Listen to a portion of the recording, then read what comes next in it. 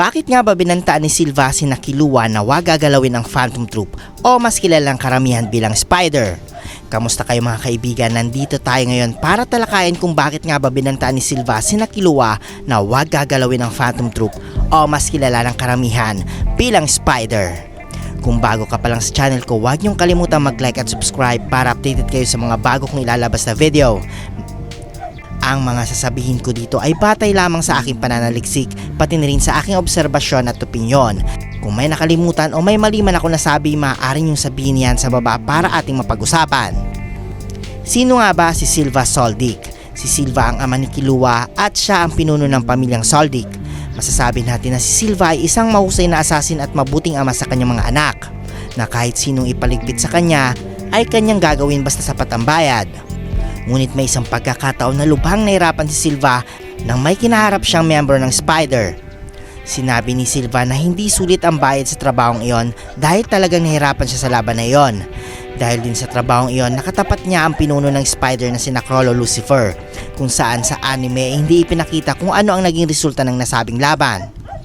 Para sa akin mga idol, kaya binandaan ni Silva ang kanyang mga anak na huwag galawin ang Spider ay dahil nalaman niya ang tunay na lakas ng mga ito. Maaaring nalaman ni Silva na hindi basta-basta ang lakas ng grupong Spider, dahil ang lahat ng kasapi nito ay mahuhusay sa iba't ibang estilo ng pakikipaglaban. Ang mga dalubhasa na sa paggamit ng Nen, kaya nalaman ni Silva ang kanilang tunay na lakas at kapangyarihan. Sa kaso naman na paglalaban ni Silva at Chrollo Lucifer, para sa akin si Silva ang nanalo sa nasabing laban. Maaring sa panahong iyon ay malakas na rin si Chrollo, ngunit hindi pa ito sapat upang matalo si Silva.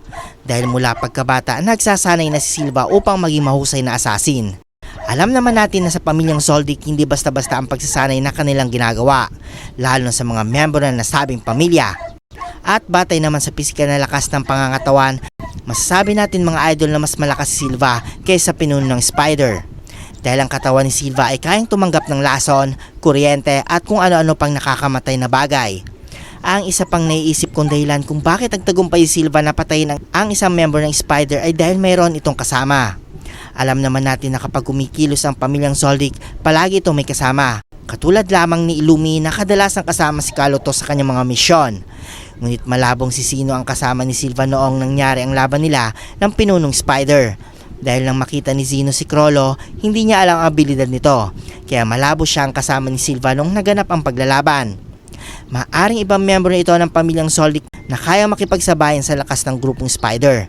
Gayun pa man mga idol, kitang-kita kung gaano kataas ang respeto ni Silva sa grupong Spider, lalo na sa kanilang pinuno na si Chrollo Lucifer.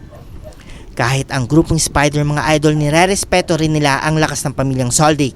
Isa rin sa mga naiisip kong dahilan kung bakit hindi tumututol si Silva na sumali sina Kaloto at Illumi sa Spider ay dahil alam niyang lalo pang lalakas sa mga ito kapag sumali sa grupo. Hanggang dito na lamang ang video mga idol. Kung may nakalimutan naman ako o may mali man ako nasabi, maaari mong sabihin sa ibaba para ating mapag-usapan.